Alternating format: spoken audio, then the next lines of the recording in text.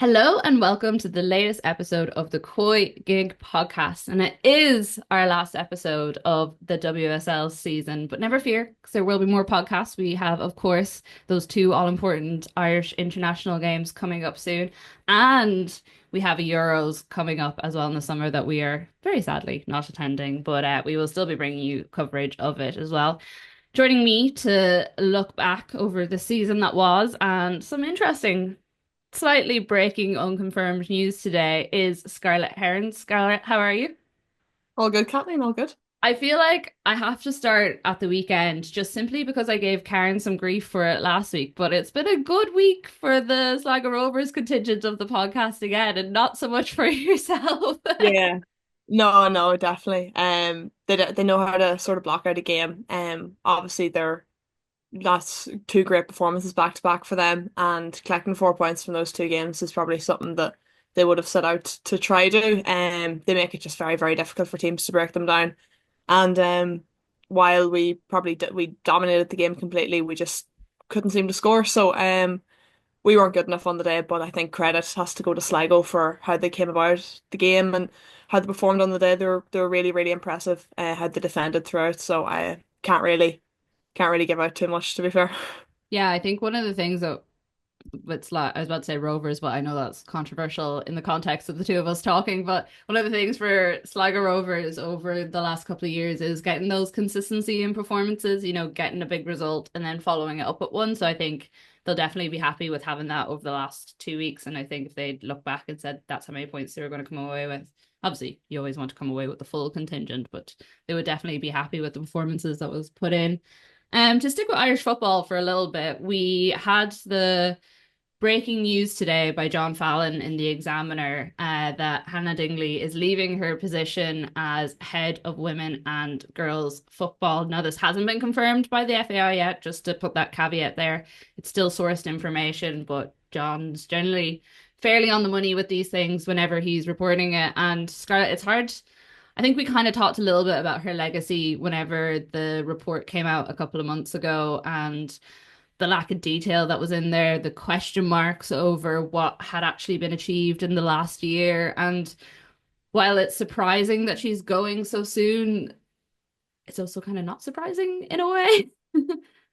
Yeah, and I think even like after Mark Hannam's departure as well, like it's sort of backing each other up. But yeah, it's probably disappointing to see that we don't have that sort of consistency in that role. That's probably an area where we need to have someone there for a number of years that can focus on a plan and then build it and see through the plan.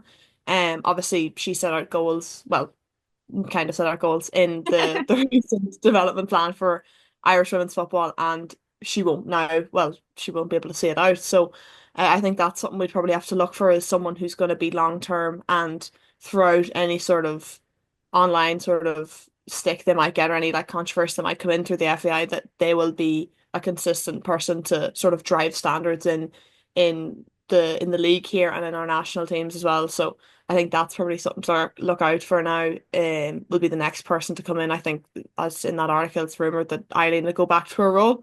I personally think that would be a great decision, because obviously she knows the state of Irish women's football. She knows the players. She knows the league. She's been involved in it since the league began, and she's been involved in international football, obviously, in recent Mhm. years. She knows what it takes to sort of develop the game. And I think it would be great to see her back in that role. And obviously, we're unaware of sort of her current role at the minute. We know she's still employed to some capacity in the FAI, but I don't know if even she knows her current role herself. So I think it would be Yeah, great to see her back in, if that's it's possible.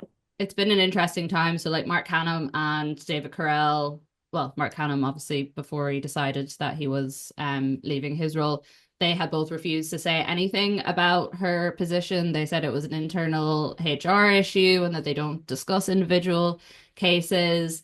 And an interesting little nugget at the end of John's article about Eileen Gleeson, saying that, there could be a potential for her to step back into the role because she has that role in the FAI, but no one knows what it is. He says there's even the possibility of her stepping in as Cannum's interim replacement. His deputy, Shane Robinson, was favourite to slot in, but interviews with other internal contenders have been held. So that means that there are other people within the FAI. Obviously, she is an internal contender as well. that there may be a possibility that she's going for the top dog job, which would be very interesting. I would be very surprised if that happened. I have to be honest, not in a way to kind of comment on Eileen's ability to do it or not. I would just be very surprised if that was a route the FAI took. Yeah, no, I'd agree with you there. I think even Friday herself, it would probably, I'm not sure what her sort of aspirations are, but from a women's football point of view, I think we would prefer to see her in the head of women's football role, as opposed to taking over Mark Hannam's role. I think maybe women's football can get lost in that in that broader sort of role within the FAI. So I do agree with you, though I can't see that really happening. But I would hope that whoever does come into both vacant roles now, I would want them to be an internal person, because I think it's all well and good bringing in external sort of voices from, say, the likes of England, where Mark Hannam and Hannah Dingley have come from. But I think someone who knows the state of Irish football is probably best served to sort of stand to the role and to really know how to progress the game here. And that's just obviously an opinion, but I think that that really does matter. Someone who's grown up playing football, someone who's grown up knowing the sort of tradition and culture of the FAI and knows what's happened, the history there, and sort of knows, has contacts as well. Like that's always important. And it takes people like that a time to sort of to transition into a role, into a new country, into a new organization. So I think if someone's familiar with the people and sort of the ways around it, it would probably be helpful as well. Is there a danger if Eileen Gleeson was to take the role back that we would spend, I don't know, the next couple of months, depending on when she comes in, definitely if it's before the next international window, but we would just spend so much time asking questions of what happened in that interim period, what happened after Wales, how do you feel about the Colin Healy situation? How do you feel about everything that's been done in the role since? Was this always the plan to, do the international role for a little bit and then come back into it? Because there have been some reports, I think it was Martine, the Independent, initially when the role was advertised, that it was had moved from a permanent contract to a fixed term contract, which means that obviously there was a set amount of time on the contract, which meant that the caliber of candidates or maybe some leading international figures weren't as interested. Do you think there's a concern that it could distract from the actual work that's needed on the ground? Yeah, and I think we have seen that. Obviously, the we seem to sort of focus on the past things that happened. Even when Carla Ward was announced, we were solely focused on sort of the whole Colin Healy thing happened at the time. I'd hope that that would be all dealt with in like an initial sort of press conference, and then it would become one of those things where, okay, it's dealt with now, we can move on, and now she can obviously have to answer questions that are posed to her, but and sort of talk about what that period was like. But then after she can go, right, let's sit down, let's put together a plan, a proper plan, and let's set goals and let's try reach those goals by X, Y, Z. And I think she knows well herself how to lead in that role. And she's someone who's has a lot of experience in both an organizational role and an international role. So I think once that is dealt with initially, I think that she'll be able to sit down and properly go ahead with her role, I'd hope. Yeah, it'll be really interesting to see what happens. And I think there definitely the feeling would be on the ground that a lot of people would be happy to see her back in that position.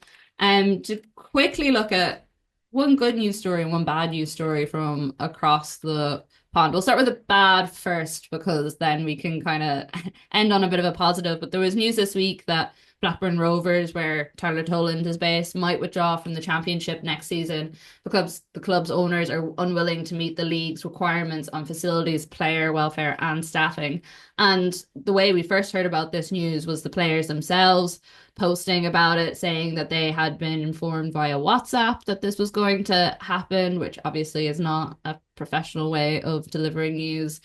Even though, as we have seen over in the United States, even some of the most powerful people in the world seem to think that messaging services are the way to go about these things.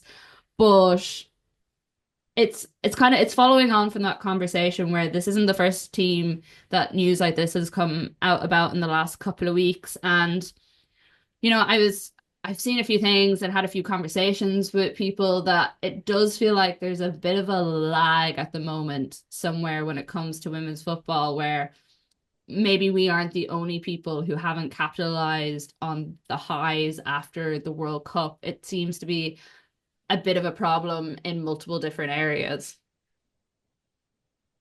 Yeah, definitely. And like this isn't, as you said, like this isn't something that we haven't seen before, which is the sad thing. I wish this was like a breaking news story, but it's one of those things where Well, you you had kind of see Reading it. last season who dropped Yeah. out to the fifth tier because the club wouldn't pay for the championship and the requirements to be there.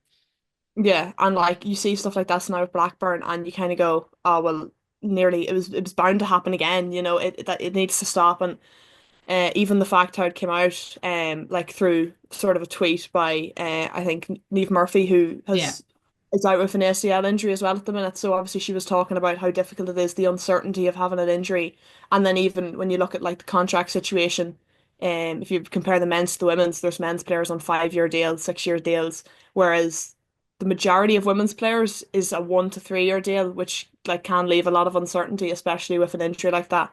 And then to obviously hear about it through a WhatsApp text that there's a 99% chance that you actually won't have a team in the championship next year after them sort of battling relegation. Like they were in the news a few months ago at the start of the year when their pay was all cut.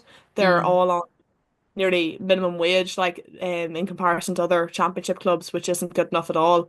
And then to hear this news as well, it would really make you question sort of governance at some of these clubs and the decision making at the higher ups of these boards. Like Blackburn Rovers as a club has a huge history in the men's game, especially, and to sort of see that where like they're just not being given the correct like funding or governance that they require to stay up in a league like the championship, and it's so disappointing. And you feel for the players there, like you feel for the likes of Tyler Toland because she was one of their standouts this year, Yeah. and obviously they fought so hard to stay up, and for this news to come out is just so disheartening. And I can't even imagine the feeling in that camp this week. Exactly, and that's what Neve was saying. Like, never mind the feelings of if you were actually playing, but to be in the position where you're going through an ACL injury, and as we've seen previously, there isn't a whole lot of supports at the lower end of the leagues for players who are experiencing ACLs, which can leave you out from like anywhere from 9 months to 24 months. It really is a massive deal. So hopefully some sort of resolution comes to it, or someone steps in somewhere and says this is unacceptable. But uh, a tough one for everyone that's dealing with it. To move to And something even slightly sorry, more, yeah, the story at Wolves as well. yeah, Wolves. Obviously Sorry, that was the other team that, yeah, they're playing in the third tier, and they were close to getting promoted to the championship this year. And I'm not exactly sure of the technicalities of it, but apparently I didn't know this, but the club has to sign off on sort of documents to say we intend to take yeah, part of the championship next year if promoted, and they didn't fill out the forms and submit them in time for the deadline. So even if the Wolves players did manage to clinch promotion, they wouldn't have actually got the chance to play in the championship. They would have stayed where they are, which is incredibly disappointing again. yeah. You basically have to apply for a license that says you're going to commit to the financial necessities. So, like, say in the championship, there's a requirement for more full-time staff. There's a requirement for a certain number of squad players, whatever it is. And I think you sign that around January, February. So it's a couple of months out before, you can kind of probably know at that stage if you're going to be close or not. But Wolves have been close the last few years, and the fact that the club, and it's not the first year that they haven't done it as well from some of the stuff that I read. So yeah, it's disappointing, especially for clubs that are, well established. Blackburn Rovers has, even if you look at the England internationals, you have like Kira Walsh, Ella Toone, like Georgia Stanway as well, all came through that club. They were kind of one of the heavy hitters. And to not want to continue that legacy isn't great. And the other big news story we had this week over the water was the fact that Goodison is going to continue being the home of Everton football. That was announced on Tuesday that the women's team is now going to be their permanent home, which I think makes them though. Yeah, they're the only team in the league that would play all their games in what was once considered, the men's home or the primary stadium. Which is great. I saw someone tweeting that he told his young daughter about it, who like he would go to all the matches with. And she was like, so that means I can play at Goodison now. And I was like, that's exactly what you want to happen in these situations. Like, I think it's a really good move for Everton, and hopefully is one that's successful for them in terms of getting the numbers in, and they reach maybe the likes of what Arsenal have been able to do in terms of marketing it. Yeah, and obviously like Goodison Park, sorry, is such an iconic stadium and it has been for years, and it's something that the people of like Merseyside are very familiar with. And it's something that would be very sentimental if you're looking to bring more fans in. It's something that a lot of men's fans would hold very close to their heart. Obviously, their initial memories of football would have been in Goodison Park, so that is something that could drive them back to the stadium to support the women's team as well. And yeah, I think it's brilliant. It's very, very special for those players to be able to sort of carry on the legacy of the stadium and for that to be their new home. And we've seen Everton at the start of the year struggle and then towards the end of the season sort of improve a lot. So hopefully this will be the new chapter for them and could probably attract a could be a sort of attraction feature for a few players in the window to bring in as well. Definitely. I think the idea that you're going to be able to play in one of those stadiums and in front of hopefully big crowds should really be attractive. And Everton, as we saw in that January transfer window, as you said, they were smart about who they brought in and what they needed. So yeah, and we could have Courtney Brosnan, Heather Payne, Queens of Goodison, following in the steps of Seamus Coleman. It doesn't sound like too bad. And Jacob Ryan, of course, now as well. Speaking of which, one of those names features in your team of the season that you have done up for us. Always good to have that little Irish representation in there. Would you like to run through who you have in your team? Yeah, so we don't have Karen here unfortunately to pick it apart, but I'm sure you'll fill into that role nicely. But really I could tough. never do it as well as Karen does it. To be No, fair, I no don't one have I actually I won't even say what I was gonna say because she'll just text me annoyed. can. Yeah, but obviously really difficult to pick.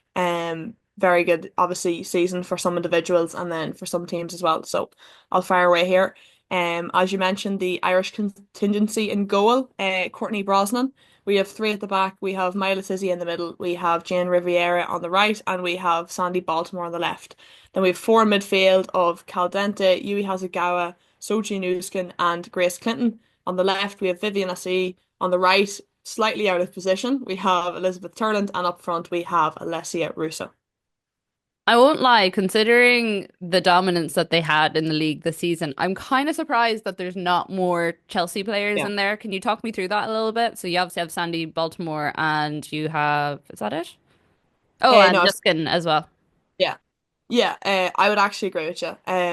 But I do feel that Chelsea were nearly just so consistent as a team that they don't have those standout players. Obviously, all their players are world class. That's a given. But in terms of standout individuals, teams that are sort of you look at Viziasi, she's a team that are maybe mid-table, but she stands out so much because she's the outperforming factor of that team. And I think when you talk about team of the season, it is based on individual performances as much as Chelsea's success will shine through as the major story of this season. I think that nearly if you look at their defensive record, it's obviously Hannah Hampton was tied Golden Glove with Valentina's choice as well. But obviously she's a great goalkeeper, she had a lot of saves to make, but not as many. Like Courtney Brosnan had 99 saves in the season, which is the most out of any player in the league, and she had the most shots to face as well. So if you're looking at that sort of thing, Courtney was more outstanding in terms of her own individual performance, keeping Everton in games, getting them points that they wouldn't have had if she hadn't saved them multiple times. So there is an argument to be made that there isn't a lot of Chelsea players here, and there is four United players. I was gonna But then say, I was like, I think Karen yeah. would be happy enough with that, but I suppose I'm gonna assume this slightly that what United achieved this season was not so much more surprising because we always had them up there, but kind of more of a bigger deal than Chelsea being Chelsea. Hmm. And I think when you compare the two clubs in terms of financial aid and governance, I Yeah. think Chelsea are very well supported. We've seen that obviously with two major signings, with obviously Naomi Gurma coming in for a record fee of 1 million, and then obviously Kira Walsh coming in as well. But then when you compare that to the likes of Manchester United, like it's not really something that will make headlines, but they've cancelled both the men and women's awards ceremonies for this year because the men have underperformed. But like the women had a great league campaign and are in an FA Cup final. So why are they punished for the men's disappointing season? Did they do Like, the same thing last year, or am I making yeah, that up? no, they did. Yeah. I think they did as well. Yeah.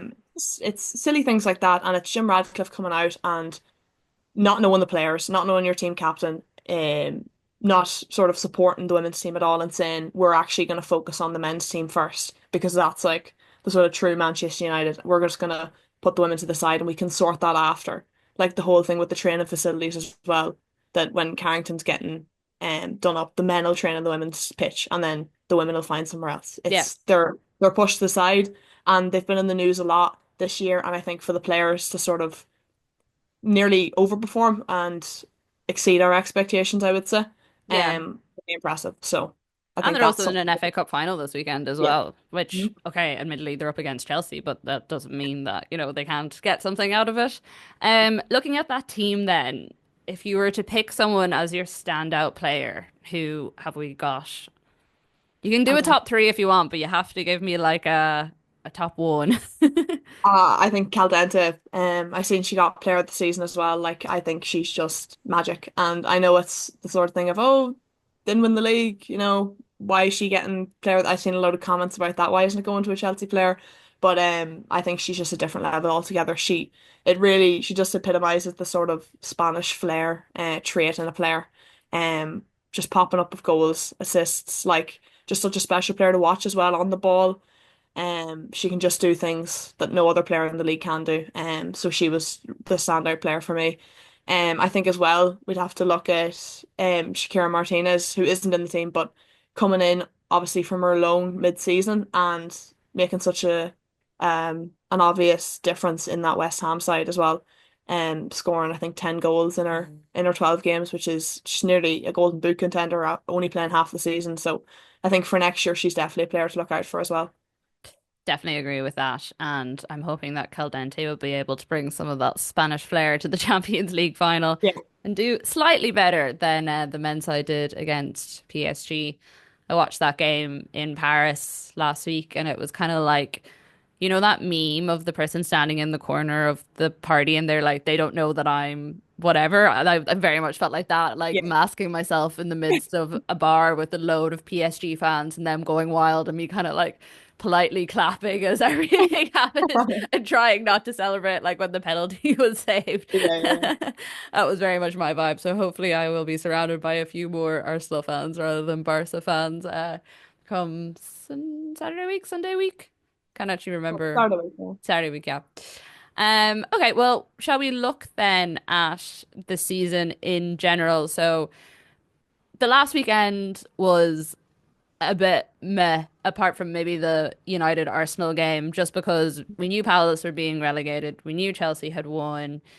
Arsenal United was interesting. Just there was like 7 goals, two European contenders.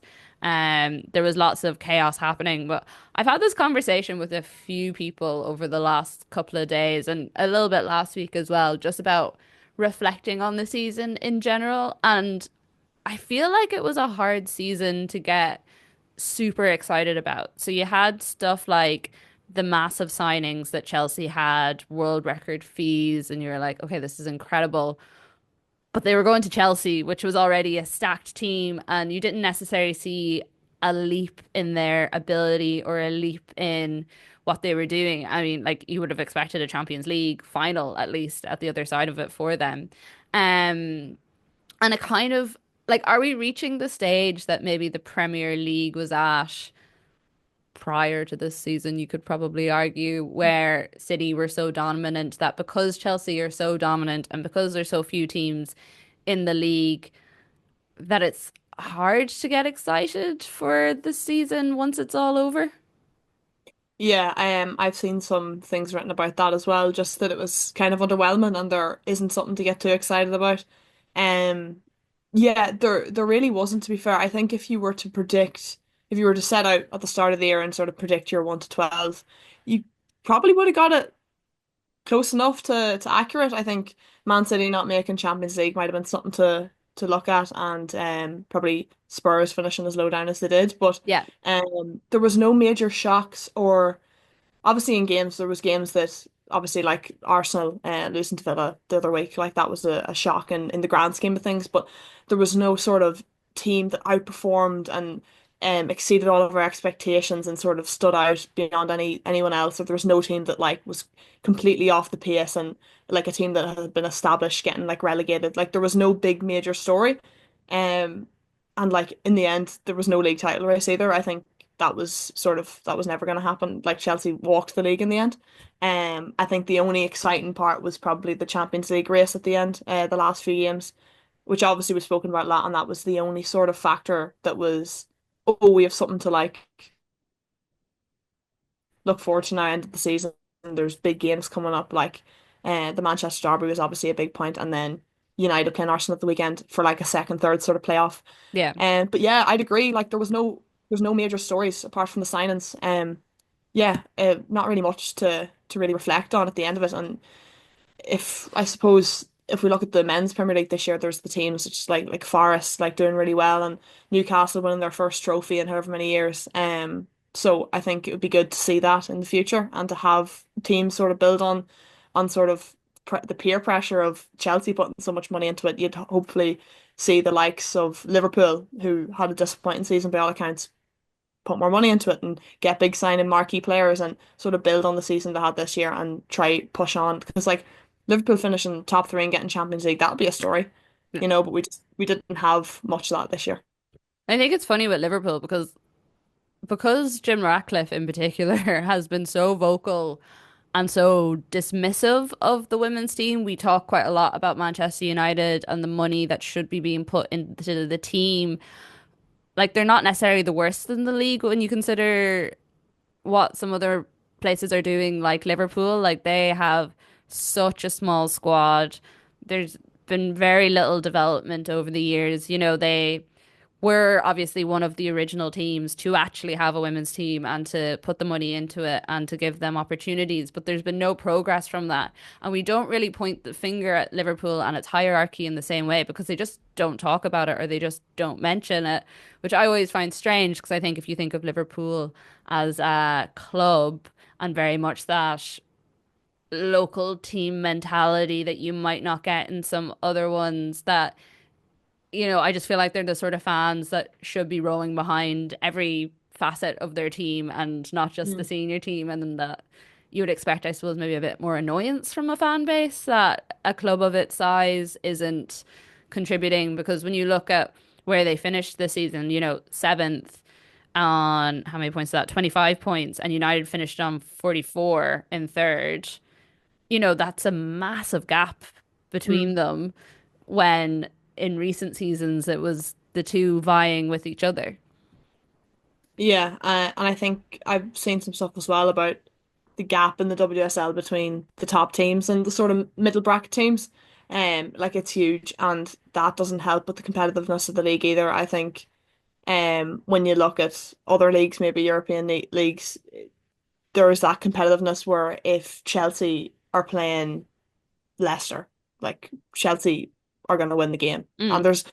I know there is a few shocks, but like we need to close that sort of bracket of anyone can beat anyone. That's something that I'd like to see happen in the league. But as I said, that'll only happen with increased sort of funding and increased attention to the league. But yeah, just on Liverpool, yeah, I think it's strange because if you're looking at the likes of Arsenal and the fan base they have created over the last few years, if Arsenal were to go this transfer window now, obviously get into a Champions League final, finishing second in the league, by all accounts having a good season. Like when you look at it, when you sort of reflect on it, if they don't go out now and number one, retain the team and the players they have, and then number two, go out and make like a big name signing and bring someone in who teams are going to go, geez, right, okay, they're looking to push for a league title this year, then the fans would go mad, you know? Mm. Like even the whole thing with Jonas Eidevall, if that was at Liverpool, there wouldn't be the same sort of calling for his head sort of attention. And I'm not saying that we want women's football to turn into like a toxic space on social media or anything, because I know that kind of did happen with Jonas, but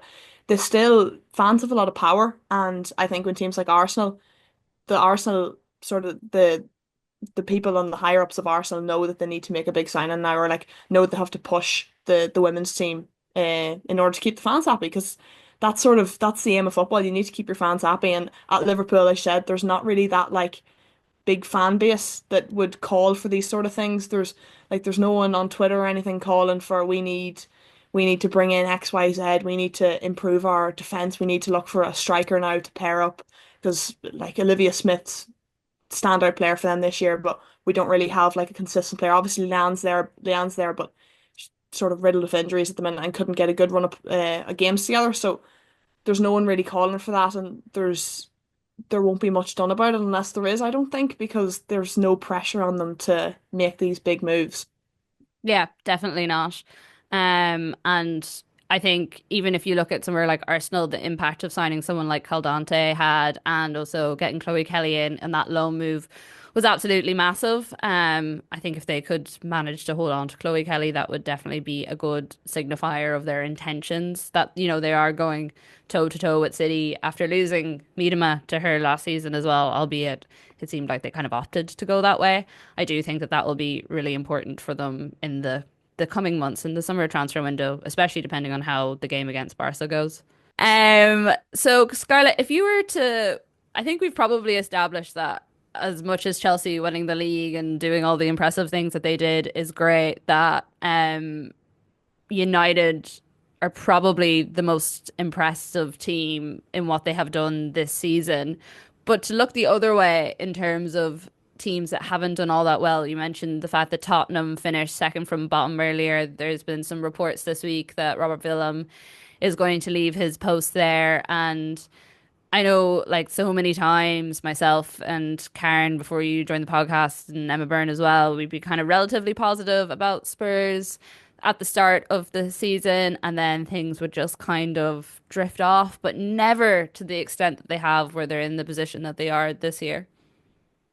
Yeah, and I'm just looking at their form here, the last sort of half of the season. The last game they won was the 26th of January, where they won 3-2 against Palace, and since then they've had, just trying to count here, 10 games where without a win, three draws and maybe seven losses. So that's from Spurs standards not good enough at all, to be honest. And yeah, like we spoke a while about we were talking about Villa for a few weeks and how poor they'd been, and Tottenham nearly slipped under the radar a bit maybe when we were doing that, and Villa managed to bounce back and finish sixth. So it's funny how you can get deflected by things. But yeah, um it'd be interesting to see now. I think Bethany England announced that she'll be leaving as well at the end of the year. Mm. I think it's to go abroad somewhere. So definitely I doubt that's a great environment to be in, and I doubt that's a sort of a good change room to be in the back end of this year. But you'd hope a team like Spurs can bounce back from that, and if they are getting a managerial change in, maybe think about a change of sort of structure, change of shape, and bringing in sort of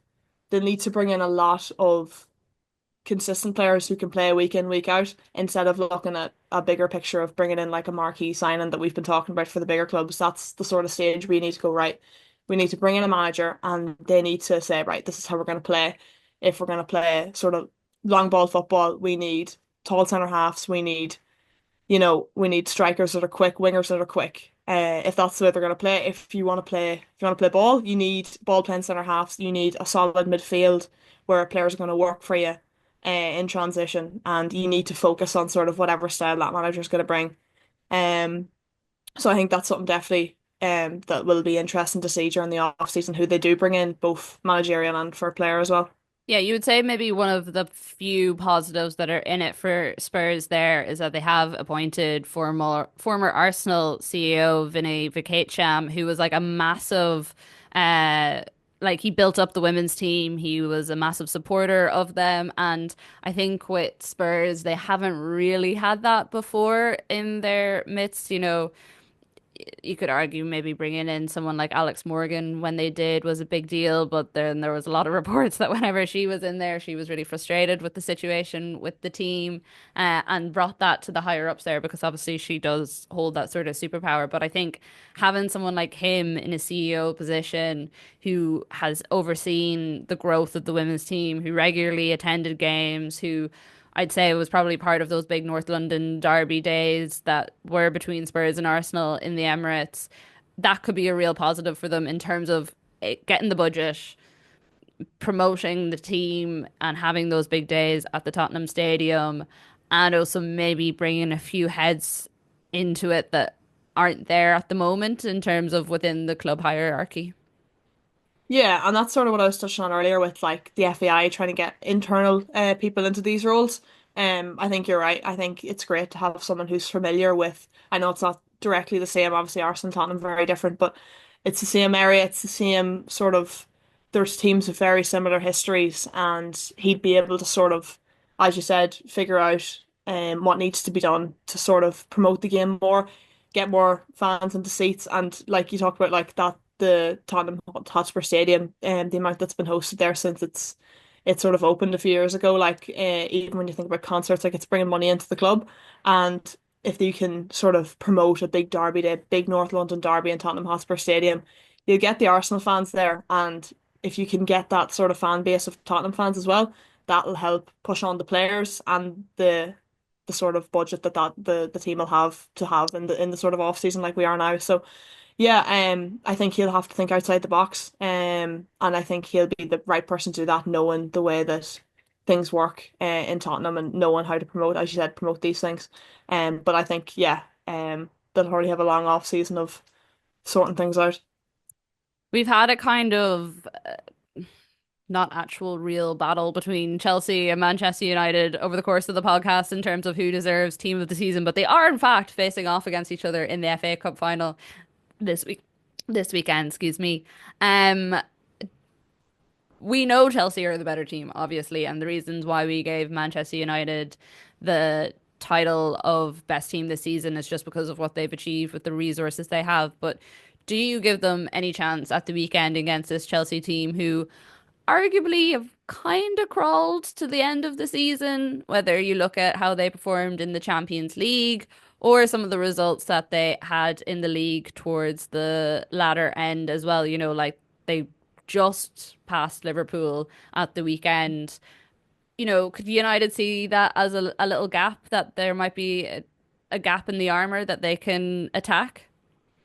Yeah, definitely. I think if you're Manchester United, you're sort of putting all your eggs into this basket now. Like they know what they have to do in order to win it. Like they won it last year, and I think to go 2 years in a row would be really special for that group. And I think they deserve a trophy at the end of the year. Sorry, I think that they've really performed really well this year, and I think that they would deserve a trophy to sort of something to show for nearly at the end of the year. And you're looking at Chelsea, obviously won the league and have been sort of celebrating the last few weeks. But it's needless to say they'll be wanting to get another piece of silver as well with the sort of Champions League disappointment. So I think it'll be a really interesting game. I think when you look at United's last game against Arsenal, obviously we've known United for having their solid sort of backline, and to sort of cough up 4 goals against Arsenal isn't something that they'd be looking to do a week before the final. So that's something that they're definitely going to be, I'd say, a bit concerned about. But like you can't leak goals against this Chelsea side because they'll just punish you.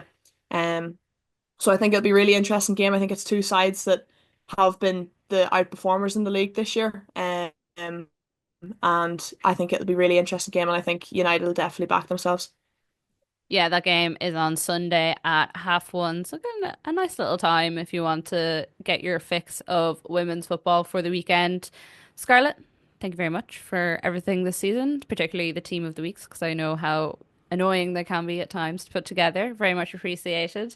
That's all for us this week. But as I said at the start of the podcast, it's not all from us. There's still quite a lot of football to be played, despite the league over in England wrapping up. And of course, we still have our own league at home to go. So we have to keep track of that. Sligo Rovers are going to make a mad dash for the top of the table. It's going to be great.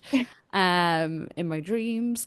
But for now, we will leave you with that. The COYGIG Pod on Off the Ball is sponsored by Cadbury, official snack partner to the Republic of Ireland women's national team. Thank you all very much for listening.